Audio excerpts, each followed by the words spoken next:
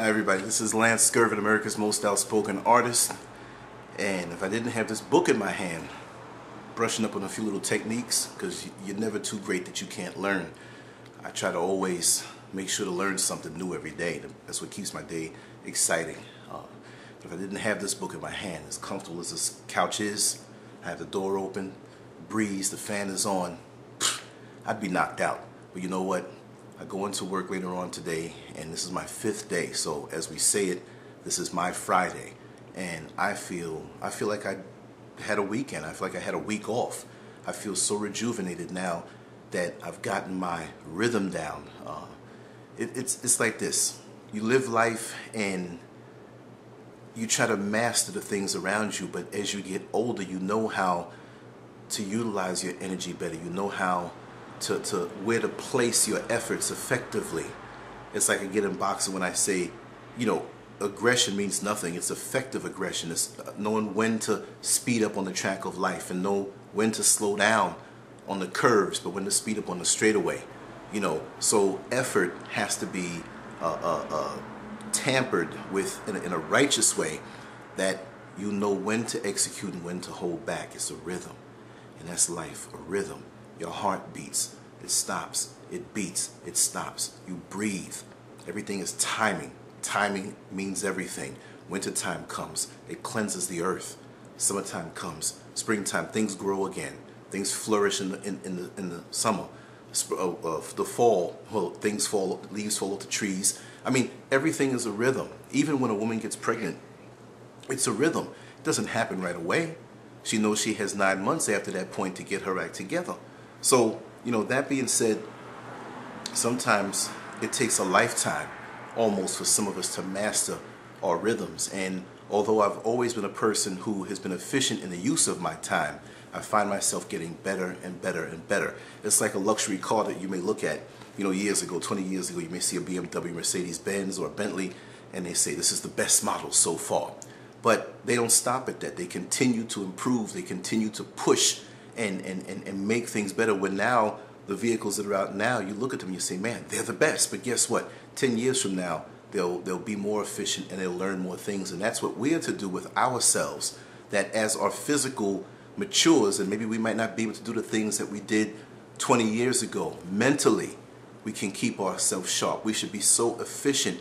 And on that note, we should be able to receive more joy and extract more joy out of our days. Okay? When somebody you see has gotten mature, well, I can't say mature, I won't use that word on them, has gotten older, and they haven't mastered their rhythm, they haven't mastered their life to understand, well, let me learn from this little situation so I can make it better for myself and prepare for my day. And they walk around looking cranky and evil. They've been doing something wrong their whole life. They haven't been facing certain things and making the necessary adjustments that they have. So if they don't like the fact that you do, well, hey, they blew it for themselves. And I'm finding more and more we're having younger folks that are cranky.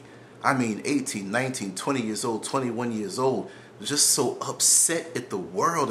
And you look on their Facebook pages and they're putting the finger up, and, they're just antisocial and angry. Well, you know what? Keep it, have it. I'm loving my life. Okay? That being said, I spoke to someone this morning. I'm always speaking to somebody in the morning time, but that's the perfect captive time to catch me when I'm waking up, because I go to bed late. I usually go to bed when the sun comes out, which is not good, but I do make sure to get my sleep, so I may get a phone call. I was speaking to this person early, very good friend of mine, and they were telling me how they were going through a decision-making process where they had to make a major decision in a relationship. The relationship wasn't doing them any good. The person was abusing them, not physically but emotionally, which can be just as bad, which is just as bad, because anything that's prefaced with the word abuse to it, whether it's mental, physical, or spiritual, or whatever, financial, it's not good. You don't get into a relationship to be abused. And on that issue, I just want to say real quick, when you see a woman in the street getting beat down, that's not what attracted her to that man in the first place. He said all the perfect things. He did everything right, bought her roses, and made love to her and let her get hers before he got his, and took her out, and just won her over, and things sometimes that are the worst things for us come into our life like a Trojan horse, And when you see what's really on the inside, it's a hurtful thing.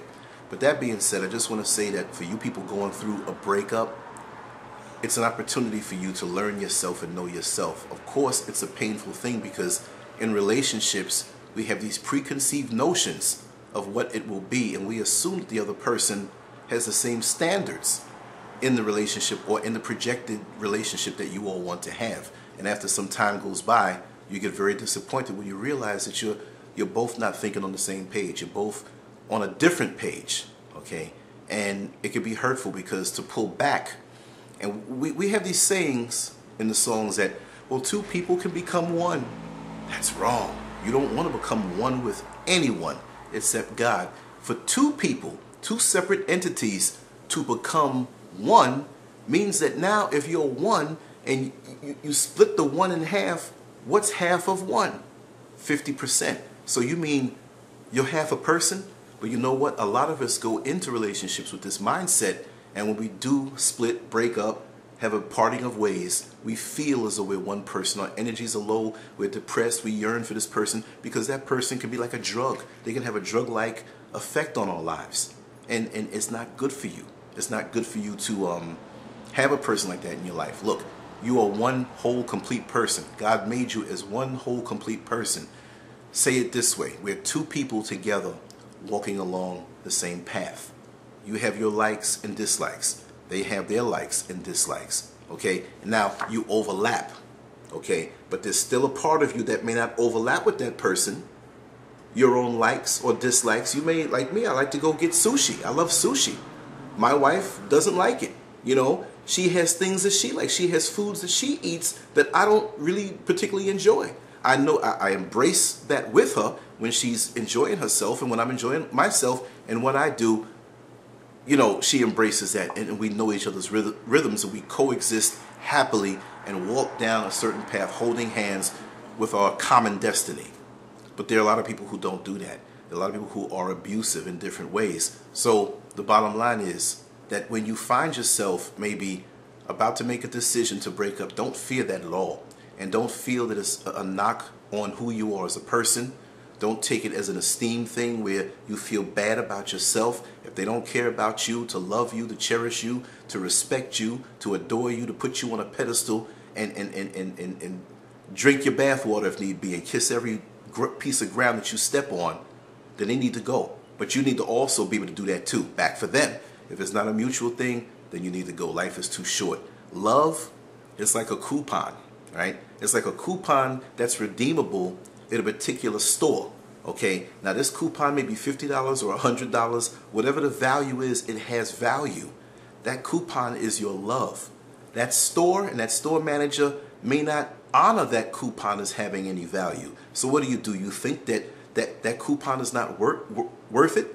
I mean, that store represents your mate. And ladies, I'm talking to you because this is the way it happens most of the time, although it happens with men also.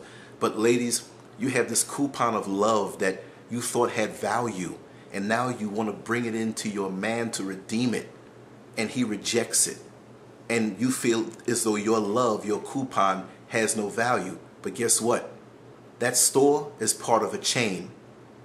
And there are so many other stores that will value that coupon that you have. There are other men in the world who will value that love that you have to give. You've just been going to the wrong store. Think of it that way. You know, when we have love, blinders come over us, and all we can see is that one person, right? And when we split, that's all we are. We're so stuck in that rhythm. It's like losing a job. We're so used to getting up a certain time and going out that when we don't have that job anymore, if you're used to waking up at 5 o'clock or 5:45, and 5:45 comes and you look, you say, man, I would usually be getting up and get ready to go to that job. And if you get to the job at 6:30, 7 o'clock, 7:30, depending on how far your commute is, man, I'll be just getting there. Lunchtime comes, I'll be out there laughing with the fellas and with the females and cracking up and having a good time. Your rhythm is thrown off. You have to understand that there are alternative rhythms, alternative realities, alternative worlds.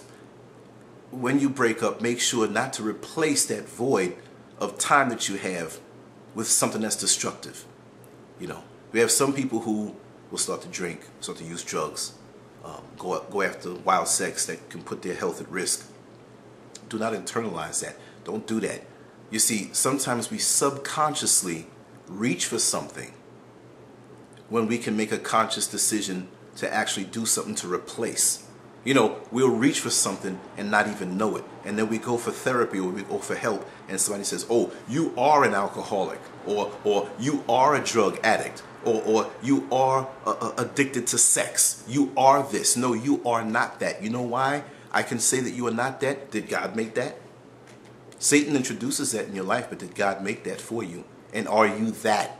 You mean God made the wonderful creature that you are with all the potential hidden inside all the time in this beautiful earth to manifest wonderful things, and he made you as an alcoholic? I don't buy that. So these people who, they feel they're doing the right thing, and I'm not knocking you, but they say, well, once an addict, always an addict. No, you were not once an addict, and you're not always going to be an addict. You may have indulged in drugs. You may have indulged in the alcohol or the crazy sex, but God did not make that. You are not that. That is not your destiny. You are bigger than that.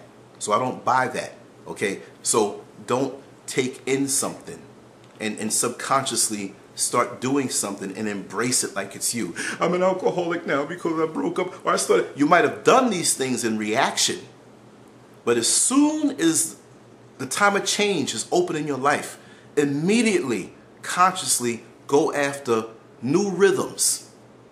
Go to a park that you've never been to before. Force yourself to go into a gym.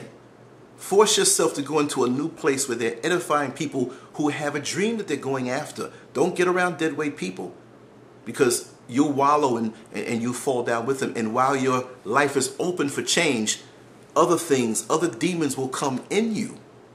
And you'll find yourself doing all kind of crazy things after the breakup.